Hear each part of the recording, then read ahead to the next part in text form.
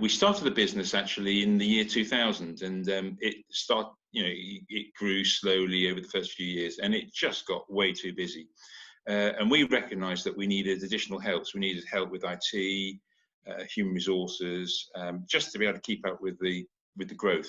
The idea when we set the business up in 2000 was we were both working for big corporations, Janet, my business partner, and I. And the idea was to have more of a lifestyle business. So our office was in the village, and I cycled to work, which took about a minute. And then fast forward 15 years later, we were running a significant business. There was no lifestyle in it whatsoever. We were turning over millions of pounds, and we didn't have a single day to a moment to ourselves. I don't know how that had all happened, because it was not our original vision. Our original vision was just to get by, enjoy life, have a good lifestyle, and it turned into a complete, I wouldn't say a monster, because that's, we loved that business. We absolutely loved it. But it grew into something out of all recognition from where it started, and so we had to do something. We just couldn't have kept on. It was just so full on, and also money had become worthless, which was an interesting thing, because we were making a lot of profit, and it had all become meaningless because we never had any time to spend it. And if you did spend it, then what would you spend it on? There's no enjoyment in it. It was just about running the business, and there was no time for anything else. So those were the reasons why we decided to sell. No, we didn't know our buyer, and we would never have come into contact with our buyer under the normal course of our business, because our buyer was based in Australia, and they're a company that acquires other companies, and they owned the business in the UK, and they purchased us, put us and the UK business together. But we would not have come in contact with our acquirer at all. We would never have heard of our acquirer, because they were complementary to our business, but not in the same sector. So no, we didn't know them. The research was fantastic. The team at Kingsbrook were amazing and worked tirelessly, really, to make sure that they had a load of research and the types of companies that may be interested in us.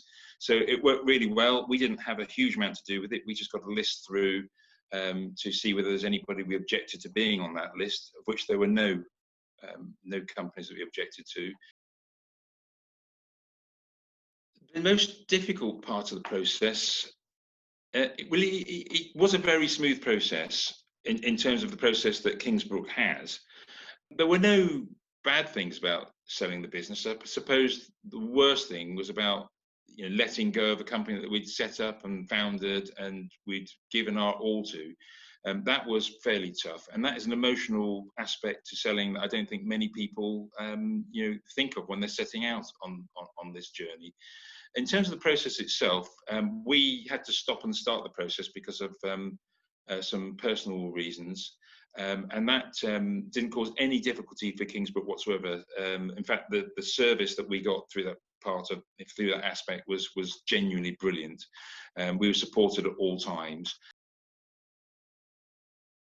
The most enjoyable bit of the actual process, we got to meet lots of different companies, and it was also interesting. It was quite flattering in a way that people wanted to buy us, because we had no idea of any value of the company. We'd had our heads down, working away for all of those years. We hadn't stopped for anything, and we hadn't ever considered that we had a business of any value.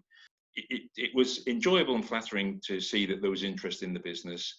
It was great working with the people at Kingsbrook, because they were really supportive all the way through. The advice I would probably give, and I wish I'd have known this, is that if you are going to put yourself on the market, it's highly likely you're going to sell. But we had never considered what the next step was. So we'd not considered, on the day that we actually had sold, what would happen next. We knew that we got some money in our bank account, and and we'd never thought really in any depth about what we would do next. So that would be the advice I would probably give. I think the best thing that about selling is forget money and possessions and things. It's time. You do get time back, and get to spend time with doing things and with people that you love, and you